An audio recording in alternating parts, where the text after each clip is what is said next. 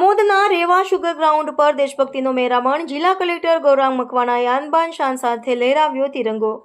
ભરૂચ જિલ્લાના કક્ષાના 77માં પ્રજાસત્તાક પર્વની ઉજવણી આ વર્ષે આમોદના રેવા શુગર ગ્રાઉન્ડ ખાતે અત્યંત હર્ષોલ્લાસ અને ગરિમાપૂર્ણ માહોલમાં કરવામાં આવી હતી.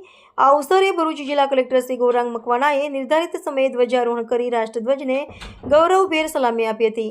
ત્યારબાદ તેમને ખુલ્લી જીપમાં સવાર થઈ શિસ્તબદ્ધ પરેડનું નિરીક્ષણ કર્યું હતું. પોતાના પ્રાસંગિક ઉદ્બોધનમાં કલેક્ટર ગૌરાંગ મકવાણાએ નર્મદા કિનારે વસેલા ભરૂચ જિલ્લાના ઐતિહાસિક વારસાને યાદ કરી તેનું ગૌરવગાન કર્યું હતું. તેમણે જિલ્લામાં ચાલી રહેલા વિવિધ લોકકલ્યાણકારી અને વિકાસલક્ષી પ્રકલ્પોની વિગતો જનતા સમક્ષ રજૂ કરી પ્રગતિશીલ ભરૂચનો ચિતાર આપ્યો હતો. ઉજવણી દરમિયાન વિવિધ સરકારી વિભાગો દ્વારા આકર્ષક ટેબલો રજૂ કરી યોજનાઓની જાણકારી આપવામાં આવી હતી. જો કે સમગ્ર કાર્યક્રમમાં આકર્ષણનું કેન્દ્ર ભરૂચ પોલીસનો સિલ્કી ડોગ રહ્યો હતો. જટિલ ગુનાઓના ભેદ ઉકેલવામાં પાયાની ભૂમિકા ભજવનારા ડોગની કામગીરીનું જીવંત નિદર્શન જોઈ સૌ કોઈ મંત્રમુગ્ધ થયા હતા.